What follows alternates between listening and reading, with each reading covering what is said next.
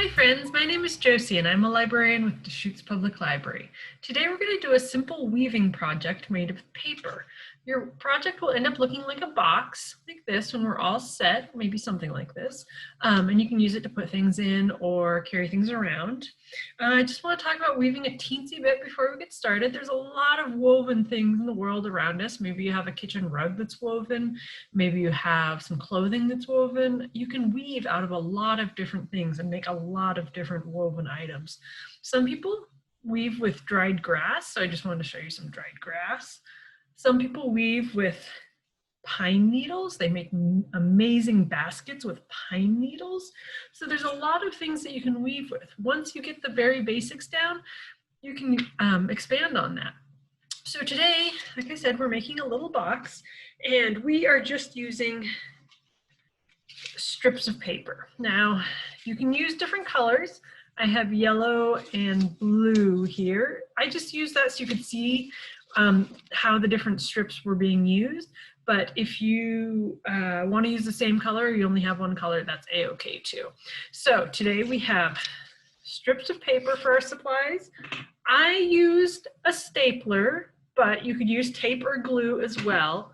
I used scissors, and I did use a little bit of tape. So those are items you could use. There's a lot of different workarounds if you don't have any of those items at your home, but those are the basic items that I used. So I also used a clipboard, and my clipboard just looks like this. You'll see it in some of the pictures as we move along. I used the clipboard just to hold the pieces down. So as I was doing the weaving, I held them down with the clipboard so they would stay in place. So again, you don't need the clipboard. You could tape your pieces down so they would stay in place. There's a lot of different ways that you could do that without a clipboard. So what I want to do is share some pictures that I have, and I'll talk about it as we go through. So you'll see something on your screen that will be the different steps of making the woven box. And my face will be down in the corner talking about what we have going on. So this just takes a second to get started, and then we will be able to look at those pictures and talk about the different steps. Let me see here. Okay, I hope you can all see that. So I'm there on the side, but what you see in front of you are two pieces of paper. Blue piece and a yellow piece. Now these were 8.5 by 11.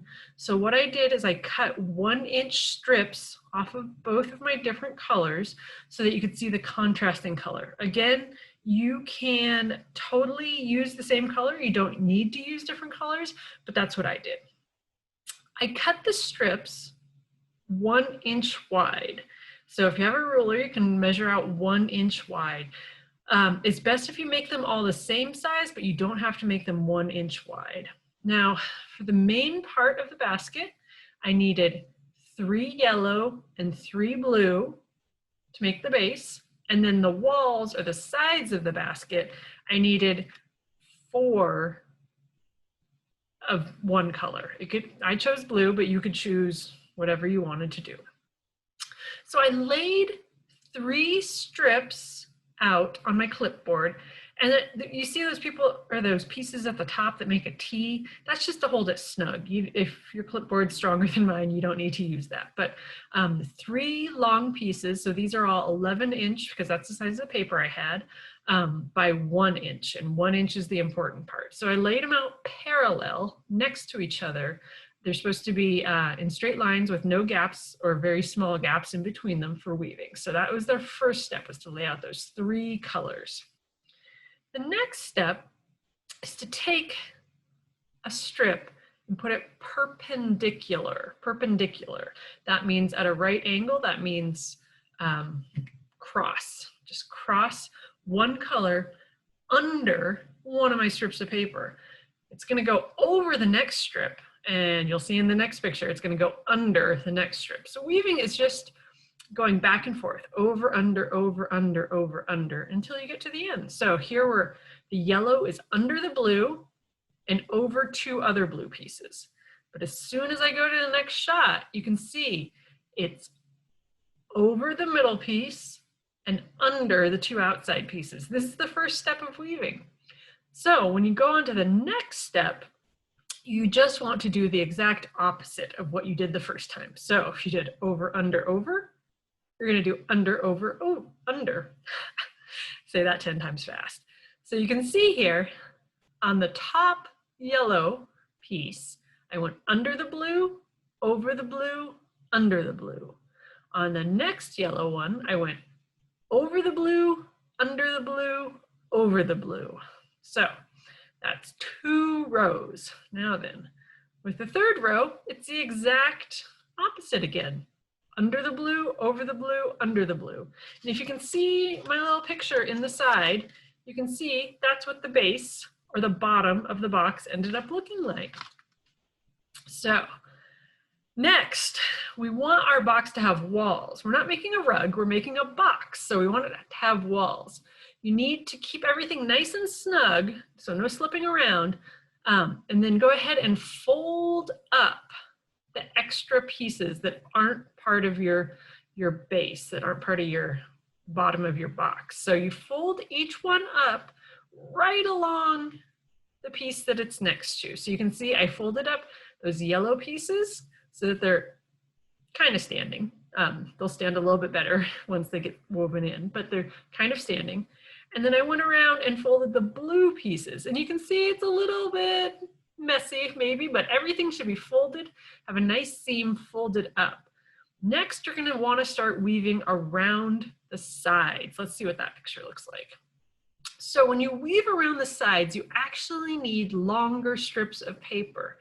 The size that you had originally won't be quite long enough. So what I did is I took 2 strips and stapled them together. Here's all 4 of those strips stapled together. You can also tape these or glue these, whatever works best for you. I just like the staples because they're nice and strong and snug. Now, it's gonna get kind of hard and it's gonna look kind of messy. I took my super long stapled piece of paper and taped it at the base of one of the pieces. You can start wherever you want, but you're gonna have to find a place to start. And if you're really good, you don't have to tape it, but I need it taped down so that it will stay in place. So there's where I taped my side piece to one of those pieces sticking up.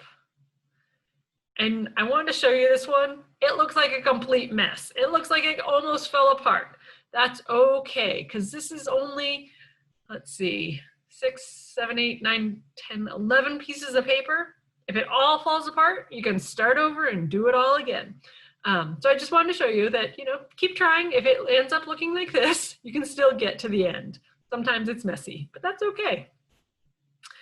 Okay, so I got that piece, that very first piece, all the way around. You see, I folded here, here, here, and here. I folded the paper again at the corners so that it would stay in position. If you were doing a round basket or something like that, you wouldn't need to fold those nice crisp corners, but it's good to fold it there at the sides, at the corners. And there's a side view so you can see what's going on. I put another piece of tape on. Does it look a little messy? Yeah, it does. That's okay. I bet if I practice a whole bunch, it'll look a lot nicer. But for now, it's a little messy, and I'm okay with that. So I taped it in so it would stay in place. And then we start on the second row. So this is, again, taking that really long piece of paper that I stapled together. So it's actually 2 pieces of paper stapled together, so it's long enough. I taped it on, and remember, weaving is just back and forth, doing the opposite thing that you just did. So you can see here, my mouse is showing you where I taped it on, but it's over this yellow piece. It's on the outside of this yellow piece, whereas the first row was on the inside. So it just goes back and forth, alternating. And there you can see it again. It's starting to make that grid, that patchwork. Over, under, just the opposite of what you did the previous row. And I kept going around to all the sides. You can see that it's getting another row higher. You can also see that I folded the corners. And on this second row, I kind of folded them poorly. So I went back and refolded them because sometimes you need to redo a step that you didn't do quite right. And I definitely needed to do a step again. So I had it folded one way and I folded it a little bit tighter, a little bit closer in. And once I had it folded in, I moved on to the next step. So let me go back actually for a picture. So in this step, I ended up taping the end of the row down and folding this yellow piece, which is now the top, I folded it inside the box. So I'm going to show you here. I took a yellow piece and I folded it in, so into the box, and then all the other pieces either had to go in or out side of the box, depending on which way the row below happens. So you can see that yellow piece going in. If I move to my next screen, the blue pieces, you can see here's a blue piece going in, a blue piece going out, blue piece going out, a yellow piece going in. So just whatever way it needs to go to hold on to the row below it is the way you need to send it. So once I got all of those pieces done, I went ahead and taped them down. Now, if you're fancier than I am, you can go ahead and weave them back in. And if you know what I'm talking about, go ahead and do it.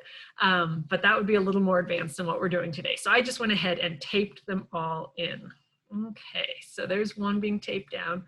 And ta-da, there's our box. So we saw all the different steps.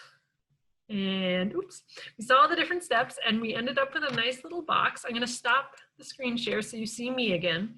So you can see this little box. You can see that 9 square grid in the bottom. And if you wanted to, you could keep going with this.